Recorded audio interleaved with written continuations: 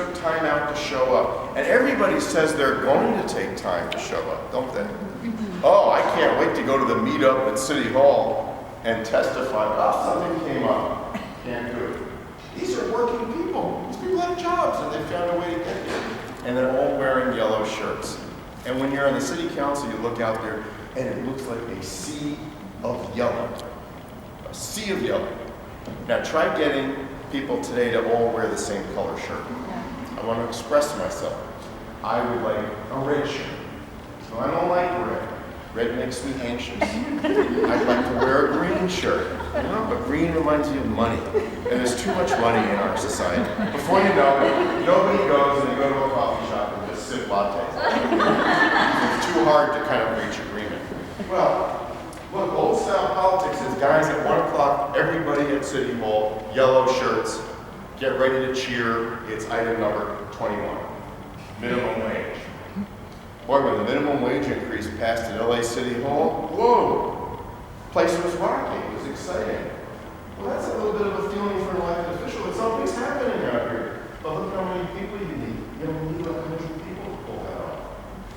We think you need 750,000 people downtown. If the room only holds 200, you just need 200 people. Just fill the room. Remembering the old trick in politics, that if you have a room with 200 seats and 150 people show up, what's your first step? What's that? Remove the 50 seats. Now you got a full house. There's a reason for that, and it's right there. Business is no longer quite as good at this anymore. They used to all meet at a place called the Pacific Dining Car and make agreements and pay $25 for eggs. Every once in a while, I was a poor government worker. One of my bosses would take me to Pacific Dining Car, and there'd be these guys with bow ties saying, "How would you like your eggs?" I said, "How about scrambled?" And the other table said, "Did you hear what he said? He said scrambled." Anyway, now nobody goes there anymore. They go to Homegirl Cafe, where I hold all of my meetings, right near Union Station. And it's like the new Pacific Dining Car, except it's cheap, it's good food, and you feel like you're in a pretty good place. The city has really changed. The newspapers still matter. The LA Times, which is kind of like your fussy older relative that always tells you, be nice, behave well. At the end of the day, people still care what the LA Times says. And then neighborhood councils, of which I hear we have a neighborhood council person here, which I'm happy about. And it also helps to have a lot of money. But let me tell you a story about a woman who ran for office a few years ago. Because it goes back to what I'm trying to tell you. Money isn't what it used to be in politics. Donald Trump spent almost no money in his campaign, by the way. He actually made money on his campaign. He actually thought of his campaign as a monetizing program. So he made money because he made the Secret Service pay him for all the accommodations that it went into his bank account. He actually made money on his campaign. Now, that's pretty disgusting, but that's not the point. The point is he didn't have to spend money because he had a Twitter account.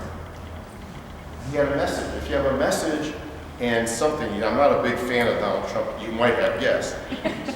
But to be perfectly blunt, he proved you don't need $300 million to get a message out if you have a message like, I hate everybody. So basically, that's a pretty clear message. So a woman named Monica Ratcliffe was running for the school board in LA. She was running against a guy who had more than $1 million put into his campaign by an independent committee. Only in LA, by the way, would a school board race attract millions of dollars on both sides. But they're more interesting than the city elections. She was a teacher in the public schools there and had to work every day.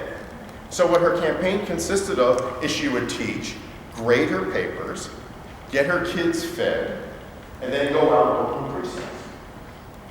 She beat this guy senseless. And he got up the next morning and said, "What exactly happened?" First of all, she walked the district.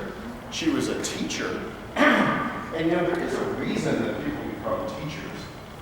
We make fun of teachers in movies and plays. Teachers usually actually know how to teach. could kind of know how to get up in front of people and talk. She would just get in front of people. Her students were out walking with her, fellow teachers. She slaughtered this guy. I think she spent about $50,000 to his $1 million. Now, I'm not saying it's better not to have money, but money is not what it used to be in politics, because we're so suspicious of politicians. If they have $10 million and nothing to say, what does it matter? $50,000 and they have something to say, you might actually listen. And I think it's the case of a woman candidate who this was the only way she was going to go. She just went as herself. But the other thing she pointed out, you know, when they do surveys of women in public life, do you know that they give somewhat different answers than men about why they went into politics? I'm sure you're aware of this. Women will more likely refer to service than power. Which goes back to your whole question. You don't have to worship power, you have to worship service. If you're a teacher, you're a doctor, you're a lawyer, you're a professor, these are all service professions. There's nothing, and the voters would actually like to occasionally have someone who's done something useful in their lives before running for office, other than saying, I'm running for office because I would like to sit in that large chair and tell people I don't care about them and make my staff get me coffee. You'd be surprised, by the way, how many people would list that if you were being honest with what they like about politics. She wanted to serve, and she won. She was almost elected, almost got into the runoff for the city council. She again had no money, but just didn't quite make it this time. But I'm a real admirer of that story.